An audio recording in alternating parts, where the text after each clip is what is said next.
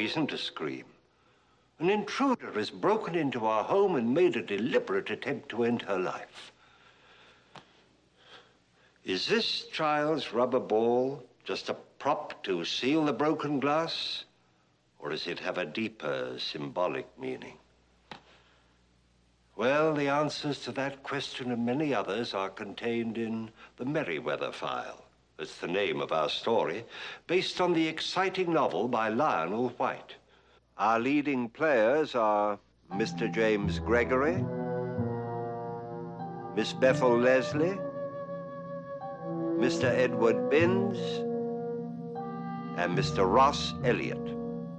As sure as my name is Boris Karloff, this story will lead you through a most fascinating labyrinth of terror. And if you find your way out, well, that's more than I can promise for Anne and Charles Merriweather in the ensuing thriller.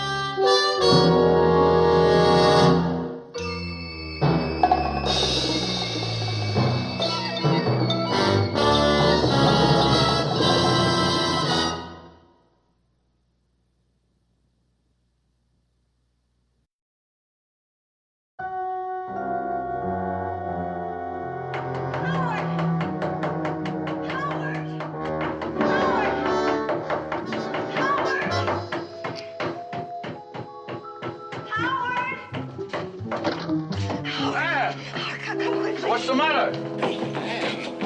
Anne, what is it? I think... Howard, somebody tried to kill me in my kitchen.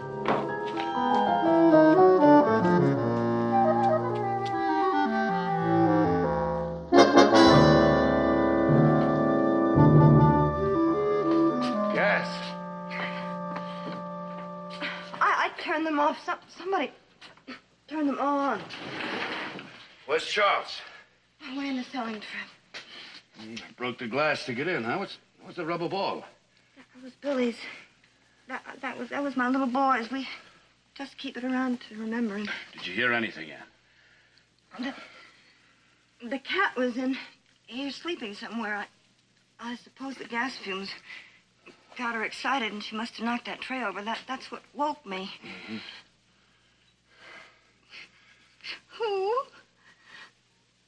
Who would want to? I've never hurt anybody. I mean... All right. Come on, let's get out of here. Go into the living room. Give it a chance to air out. Sit here, huh? When will Charles be back? Tomorrow morning. Just for one day, though. It's our anniversary. He goes back on the road the next day. Huh.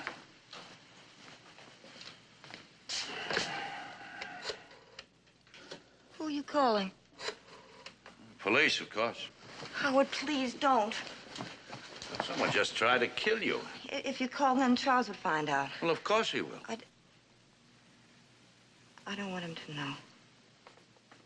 Man, he's your husband. He's got to know. Things haven't been going very well for him at work, Howard. That's why he has to go on these selling trips. I don't want to add to his worries. Your life is being threatened, Anne. That's more important than any business worries. Please, Howard. Please do as I want. And what is it, really? I'm your friend, Anne. Since we've been neighbors, you and Charles have become my closest friends. You've both come to me for help and advice. Not as a lawyer, as a friend. And don't you know you can trust me? This isn't the first time that's happened, Howard. It happened once before. Someone tried to kill you before? Yes, and in the same way. It was 3 years ago, just after my little boy... Just after Billy was killed. Don't think about that now. Except then, Charles and I knew who was trying to kill me. Who? Me. It was I, myself. Sorry, Anne. No one knew about it except Charles and me. At the time, I was half out of my mind with grief and guilt. Why should you be guilty? Billy was supposed to be in the house taking a nap. You backed the car out of the garage. Supposed to be. The fact was he wasn't, and I killed him. I wanted to die. I wanted to die so much. You mean the same thing happened again here tonight? No, believe me, I had nothing to do with tonight. Oh, well, Charles believed me. He found out he quit his job, stay home, take care of me. You know how stubborn he is. Might be better if he were to spend more time at home. Oh, if he loses his job, I don't know what'll happen to him. He's had too many disappointments. His pride and his confidence in himself are beginning to go. That's frightening to watch happen. Charles is a very lucky man, Anne. Any man would be lucky to have a wife like you. Don't tell him, Howard. Don't tell anybody. I can lean on you if I have to. And do you have a gun in the house? Yes, Charles is hunting things. Good. And, ask Charles to get you a dog. You know, an anniversary present, a watchdog. Tell him it's lonely with him away so much of the time, and the dog would be companionship for you. All right. You're very dear to us, Howard. Very dear. And very comforting. Night.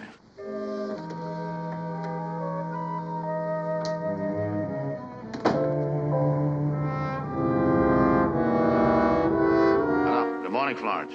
Mr. Yates. Anything pressing at the office? Yeah. No, well, Mr. Conroy can handle that. Anything else?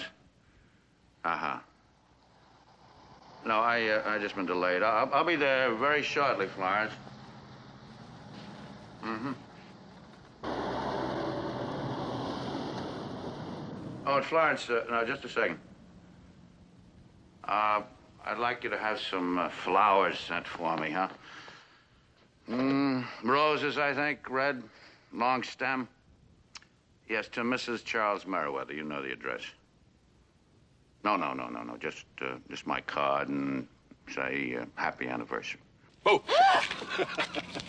Oh, Charles, you gave me such... Shame on you. I just drove up. What you doing? One of the panes broke. I was just puttying in a new one. Oh, good girl. Just for that, you can have this. Aha! Kiss first. Oh, thank you.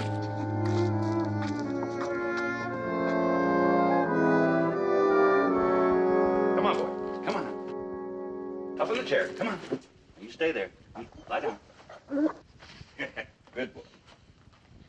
He's lovely, Charles. Thank you. Oh, I wish I didn't have to go on the road so often. So do I. I know it's hard on you. I'll quit the job if you want me to. It's not panning out. Honey, no, I'm all right. Now, will you go on to the club, have a nice evening? This was supposed to be our evening. What kind of an evening would it be? Me with my usual terrible headache and you sitting around doing nothing. Look, I didn't buy you an anniversary present, so this is it. Now go on. Go on to the club and have a good time. You promised Dave you'd play cards with him and the others later. I still don't feel right about it. Oh, don't be silly. Now, give me my sleeping pills. They're over there, okay?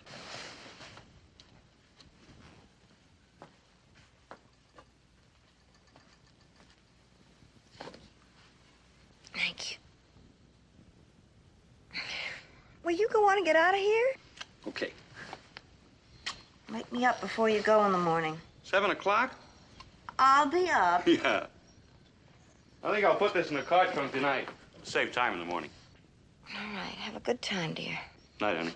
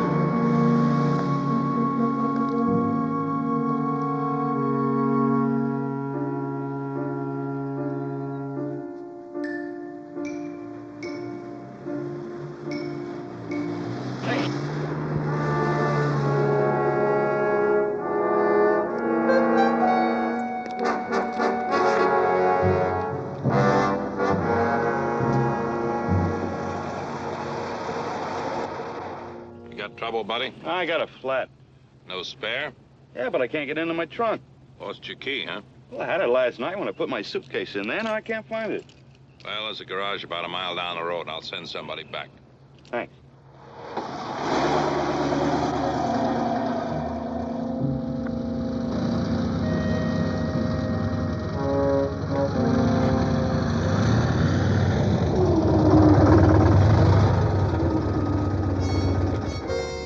Trouble? Yeah, I lost my trunk key.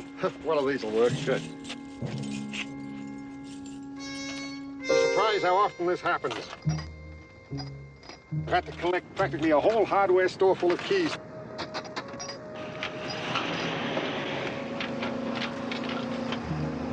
It's usually the last one.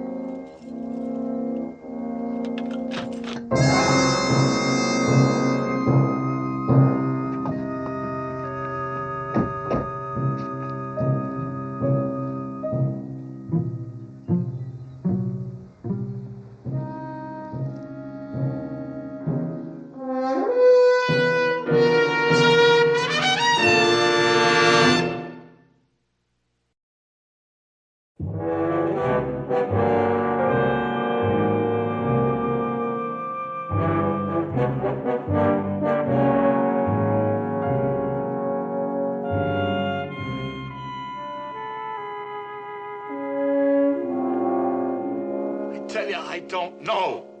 I don't know who the man is. I don't know how he got into my car trunk. Now, you gotta believe that. Huh? What do you mean, uh-huh?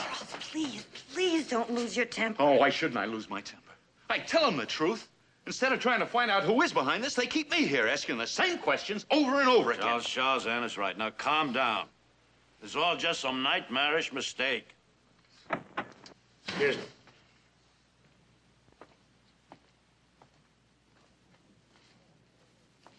We've had some photos made of the victim's face. Now, it won't be a very pleasant sight for you, Mrs. Merriweather, but it would be a big help to us if you could just take a look at them. Now, do you have to drag my wife into this? Then it must, Mrs. Merriweather, be Yes, subjected... I'm afraid so. You see, we have a hunch that the victim was killed somewhere near your house, Mrs. Merriweather, and if you could just take a look at the photographs, you might be able to identify him as someone who had been hanging around your neighborhood or your house. Might just help if you did it. All right, anything. Anything to clear this up. Thank you. Oh, Mr. Yates, as the next-door neighbor, perhaps you could take a look at the photographs, too, after you've finished with Mr. Merriweather. Of course, be glad to, Lieutenant. Thank you. Howard, surely you don't believe I had anything to do with all this. No, Charles, no. Of course not. Well, you're my lawyer. Get me out of this nonsense fast, would you? We will. Now, don't worry about it. Police say the man was killed sometime between midnight and 4:30 a.m. You were at the club last night. I was playing cards with Dave McIntosh and the others. Till closing time, I told them all that. Club closes at midnight. You went directly home. Didn't you? No. No. Well, I went to a bar, the Pink Carriage. I was there till closing time there. It was 3 o'clock. Well, thank heaven the bartender there knows you. He can back you up. Did you tell that to the police? Why not?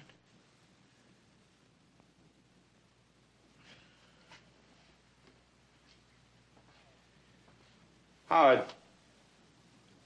ever since Billy died, things haven't been the same between Ann and me. Outward appearances they were. We tried. Well, I always thought you two were the happiest couple in the world. Try to kid ourselves that we are. We both know what it is. It's an act. Both of us trying to believe it. What you're trying to tell me is you weren't alone at that bar last night. I wasn't alone after it closed either. And you were with this friend all the time? I was with her. What time did you get home? 6 o'clock.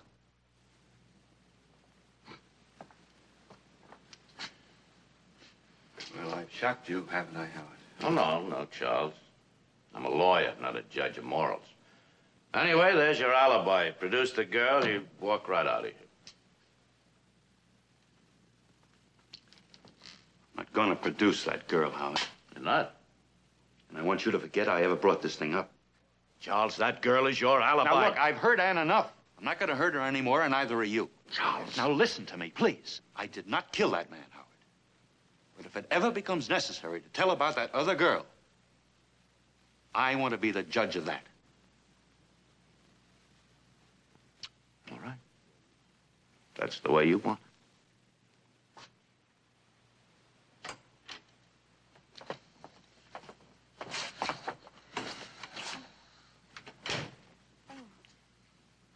Sit down.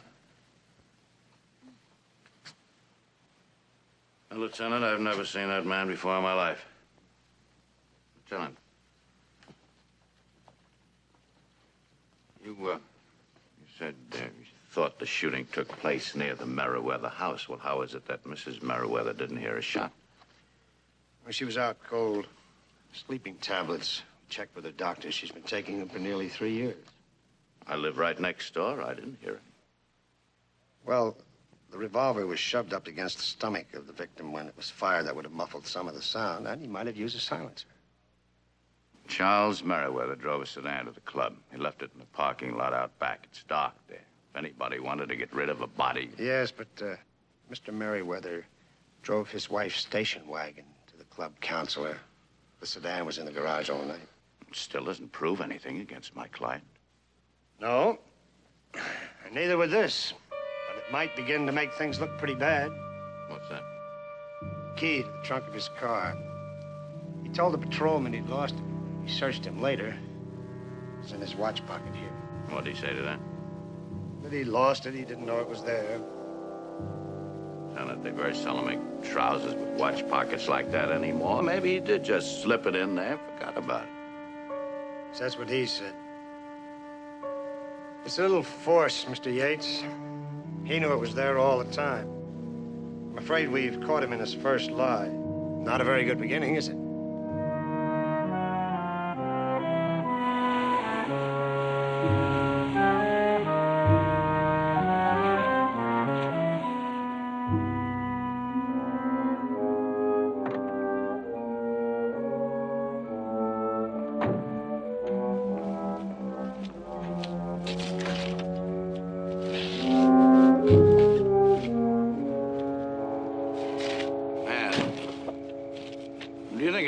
To stay by yourself tonight after what happened? Why don't you come stay with me? My housekeeper will make you comfortable. No, I'm all right. That dog Charles gave me. Yes, but... Howard, you're very dear to Charles and me. And I know that you feel friendly towards us. Sure, there's a better word than friendly. Then you won't lie to me. I mean, you won't soften anything for me. Charles is going to be all right.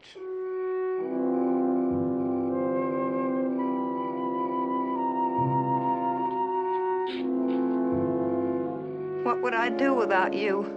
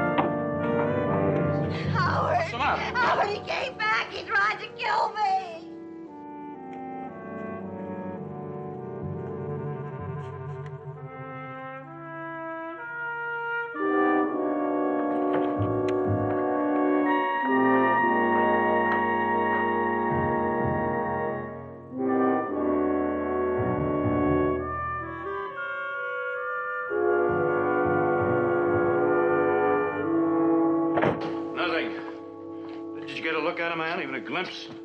No. I went into the bedroom. He was hiding there. He hit me from behind. All right, that settles it. You're coming over and stay with my housekeeper and me. I'll need some things. In the morning. You're not going to spend another second in this house tonight. Come on.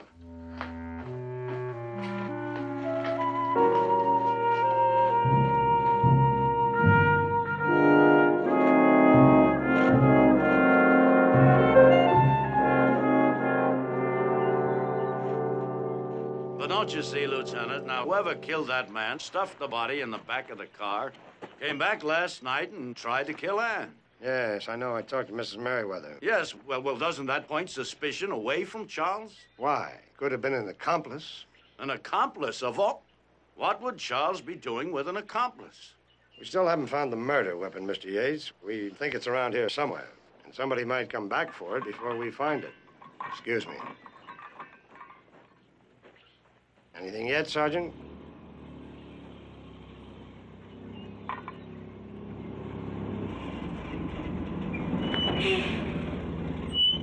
I thought I'd go in for a cup of coffee, Lieutenant. Would you care to join me? Oh, yes, thank you.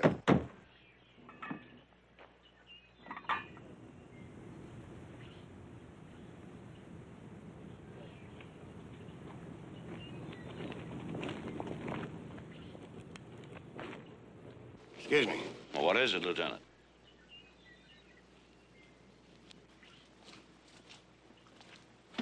Howard, was that Lieutenant Gideon? Yes. Why didn't he come in? I don't know.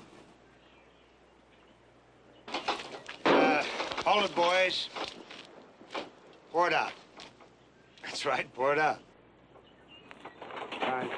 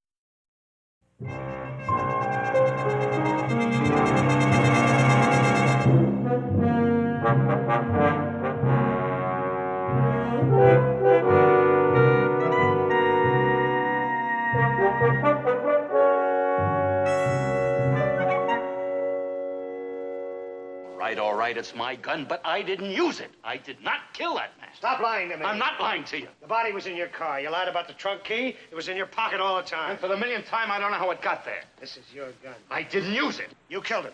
You dumped the gun in the garbage knowing it would be picked up in the morning. Then you put the body in your car and you took it out in the country to dump it on one of your sales trips. No. Lieutenant, my client doesn't have to answer all these questions. I'll answer any questions he can ask. I'm telling you the truth. All right. So where did you go when you left your club at midnight? I went to a bar until 3 o'clock. The pink carriage. After that? I had too much to drink. I went back to my car and I slept it off. I got home about 6. Unfortunately, nobody saw you in your car during that time. Lieutenant, may I speak with my client alone? All right, use that room. Joe.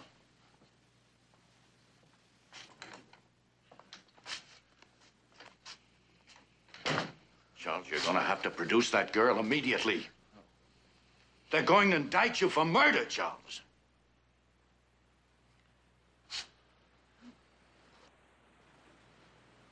All right. Got a pencil and paper? Yes.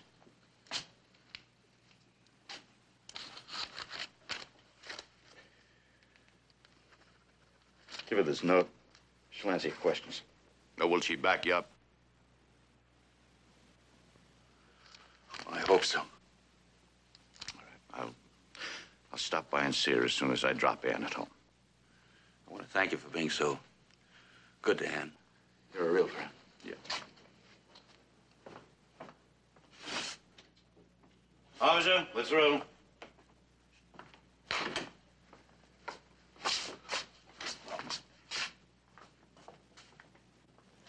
Oh, Mr. Yates, would you mind taking a look at these? Of course. I think we've got the victim pegged. Name is Jake Harbor. Tout, bookie, petty thief. Charles wouldn't associate with anyone like that, would he, Ann?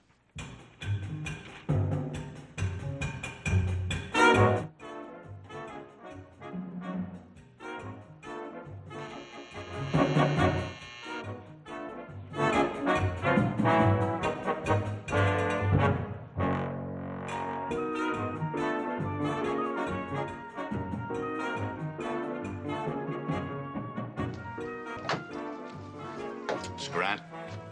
Miss Virginia Grant? Well? I have a message from a friend of yours. All right. Come in. Thank you.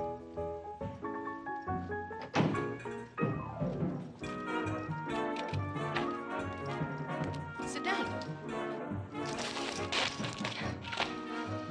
Thanks. It says here you're Charlie's lawyer, Howard Yates? Yes, that's right. How well do you know Charlie, Mr. Yates? Quite well. We're next-door neighbors. Then I guess you know that wife of his, too. Yes, they're both very close friends of mine. You find out who the dead man is yet? Yes. His name is Jake Harbor, just a small-time hoodlum.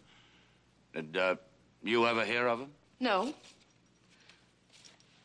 I wonder what Charlie was doing running around with that body in his car trunk. And Charles wonders, too, as do the police.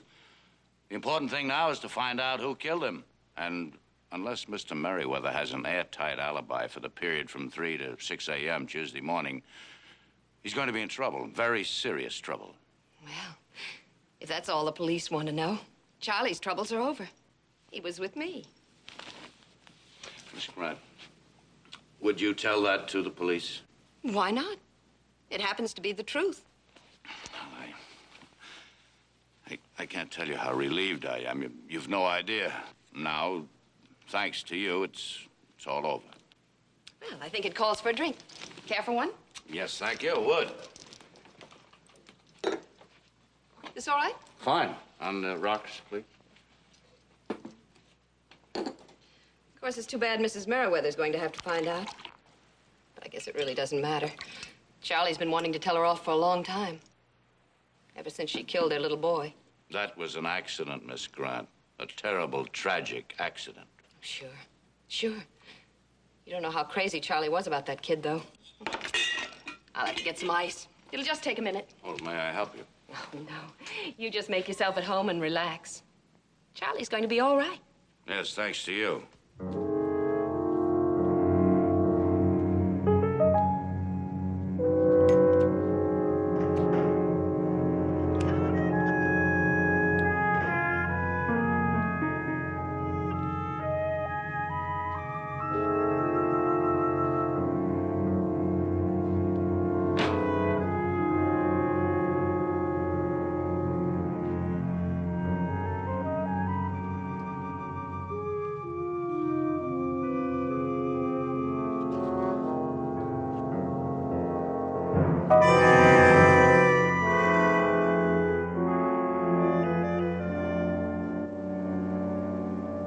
Why did Charles lie to me?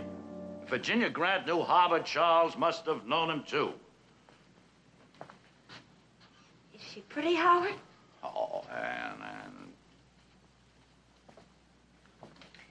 Well, at least it all explains one thing. Huh? What's that? I went back to my house this afternoon to start putting some things together. In Charles' closet behind his golf things, I found his savings account book. He must have hidden it there. Ann? Charles made a rather large withdrawal Monday afternoon. It was your anniversary, Ann. He wanted to buy you some gifts. The dog, take you out to dinner that night. He took out $3,000. Suppose he gave it to her. Or to Harbor. Why? I don't know. Gambling debts, maybe. Monday draws the money out of the bank. Tuesday before dawn, Jake Harbor is killed. Both Charles and Virginia Grant lie about knowing Jake Harbor. Every move I make to help him just seems to get him deeper into this thing. I want to believe he's innocent. I know he's innocent, and yet... Howard, please. Please find a way to help him. I've hired a private investigator, Ann. One of the best. And we're going to get at the truth no matter how Charles tries to cover it up with lies.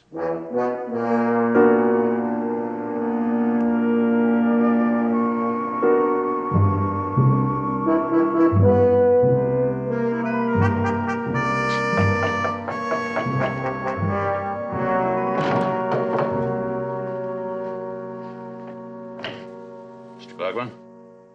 Hello, Mr. Yates. Thanks for coming over. I came as soon as I could. I didn't mean to trouble you. I didn't think it was wise for me to come to your office. Did you know that the police were watching you? Why no? Well, just routine. Would you like some coffee? No, Well, thanks. sit down, please. Thank you. I ran down a few facts on Jake Harbor. Enough to interest you, I think. Let's hear them. Virginia Grant used to date him.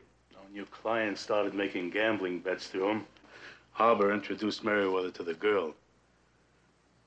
They all became very close friends. All three of them. How do you know that?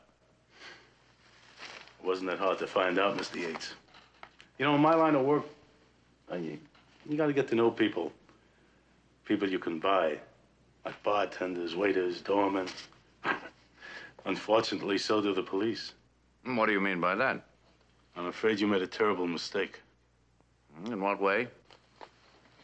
You should never have made Virginia Grant go to the police. She was my client's alibi, the only chance to save him. You've practically hanged your client by making Virginia Grant talk.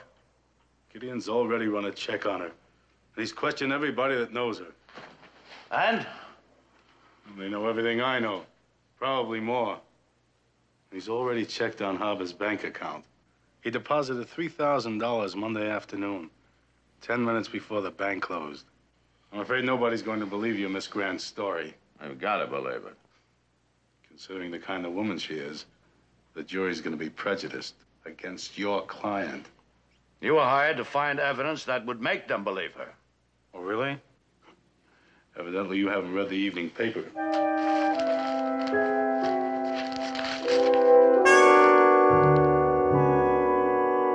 What made you think you could get away with all these lies? I've been talking to Lieutenant Gideon. Told me the DA's office is proceeding along two lines. One is you killed Jake Harbor to cover up a big gambling debt. The other is you killed him because he was blackmailing you, threatening to go to Ann about Virginia Grant. Now, which was it? Well, now you believe I killed him too, don't you, Howard? I don't know what to believe. There was a Charles Merriweather I knew and respected. Now, this other person I'm finding out about, this stranger, lying, sordid. You want to give up the case, Howard? I've been wanting to talk to you about that, Charles. I'm getting in this thing over my head. I think for your own good, you better get yourself another lawyer. Howard. Look at me, will you, please, Howard? Please. Please look at me.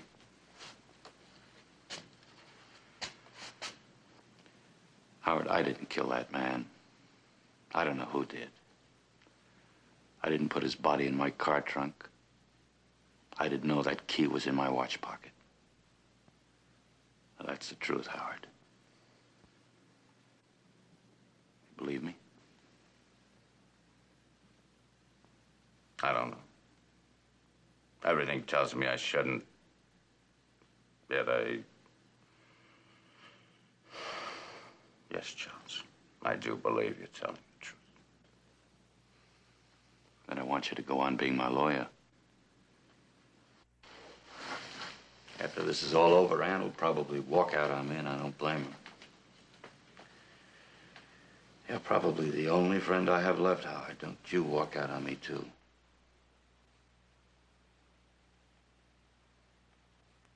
All right, Charles. I'll do everything humanly possible to get you out of this, but you've got to tell the truth. Nothing but that. Whatever happens, we can't compromise or they're going to trip us up. Now, you've got to admit the gambling debts. You've got to admit you knew Jake Harbour. All right. Why? Why, Charles, didn't you tell me this right from the start? Because admitting I knew Jake Harbour would lead to Virginia Grant, I wanted to spare my wife that. Shortly before the murder, you withdrew $3,000 from your bank account. The next day, Jake Harbour deposited $3,000 in his account at his bank. You don't call that losing heavily? All right. I owed him money. Then you lied. I lied, but I didn't kill him. Lies. Your every story has been a tissue of lies. You and Miss Grant wanted to get rid of Jake Harbour. You lured him to your home knowing your wife was in a deep drugged sleep, and there you shot him. I didn't kill him, I tell you. Ladies and gentlemen of the jury, in all my years facing the accused, there has never been a more clear-cut case of murder. The state asks, no, it demands the death penalty. But I didn't kill him, I tell you. I'm innocent. For God, I'm innocent.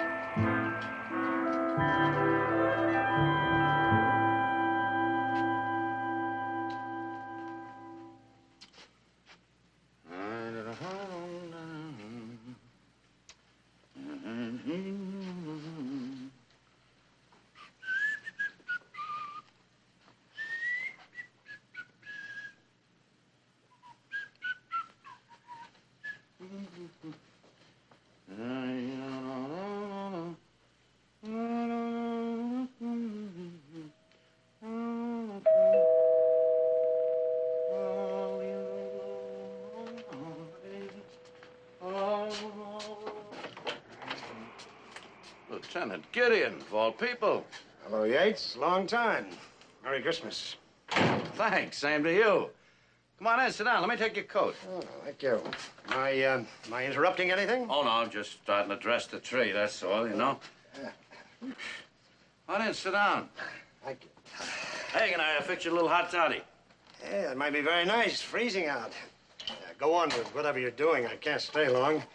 Gotta meet my wife downtown. Go shopping. I know what you mean, that last-minute stuff, huh? Oh, hey, I'll get outside that. A little cinnamon, son? Yes, thank you. Well, that's a nice surprise, Lieutenant. It's been some time, Tell me, is this a social call or official? Oh, it's quite social, quite social. About the Merriweather case. Well, that's over and done with a long time ago, Lieutenant. It's not very pleasant to look back and remember how one failed a friend. You tried your very best. I went up to Bradford this morning to the Woman's State Reformatory. Oh, yes? See Virginia Grant. Remember her? How could I forget her? Been very ill. A couple of days ago, they put her in an oxygen tent. She knew she was going to die, so she asked to see me. Oh, what for? Tell me the truth about the Merriweather case. The truth? You mean she was lying when she alibied for Charles? Oh, no. He was with her that night, just as she said. Well, then what was it? Charles Merriweather didn't kill Jake Harbour. Good heavens, then Charles really was innocent. Well, not quite. Yeah, but you just said... I know. He didn't kill Harbour, but he was guilty of a murder. At least he was implicated. Lieutenant, I'm sorry, I'm just completely confused. If Charles didn't do it, what about all those lies he told? Who did really kill Jake Harbour? Well, maybe I better tell you in sequence. I suppose you know that somebody made an attempt on Anne Merriweather's life by turning on the gas. Yes, I knew that. Well, then you must also know that their marriage was on the rocks. Oh, they kept up public appearances, but actually he hated her for killing their little boy.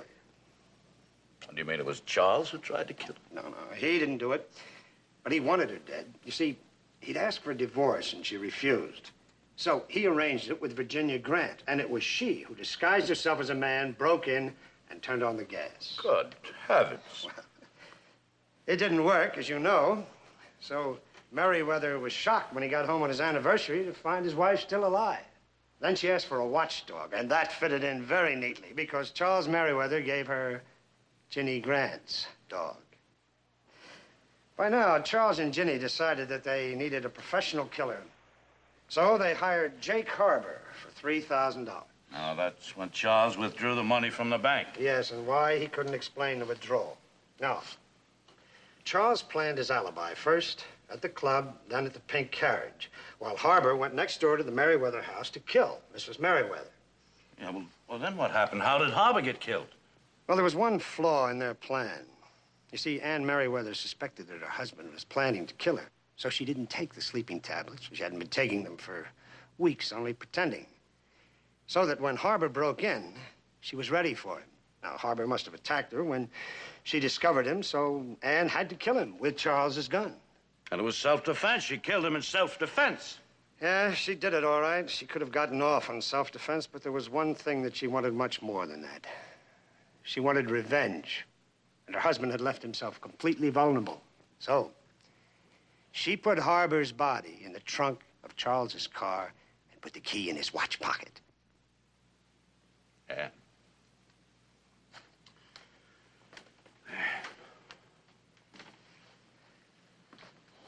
But then, Lieutenant, who was the person that attacked her in her bedroom? Ginny again, disguised as a man. You see, she came back to find the gun before we did. But Anne had already planted it in the garbage so it would look as if Charles had hidden it there. That's incredible, Lieutenant. It's incredible. Well, Charles couldn't tell the truth because it would have implicated him and Ginny. Right up to the end, he kept hoping that something would happen, but nothing did. All that while, she just sat there, kept her mouth shut, and let me and the law destroy Charles. That was her revenge, Mr. Yates. And it was exquisite. Howard, I bought the most wonderful presents. There are more in the car. Would you get them? Oh, I'm sorry, darling. I didn't realize you had company. You remember Lieutenant Gideon, darling? Lieutenant, this is my wife, Anne. Congratulations. And a Merry Christmas.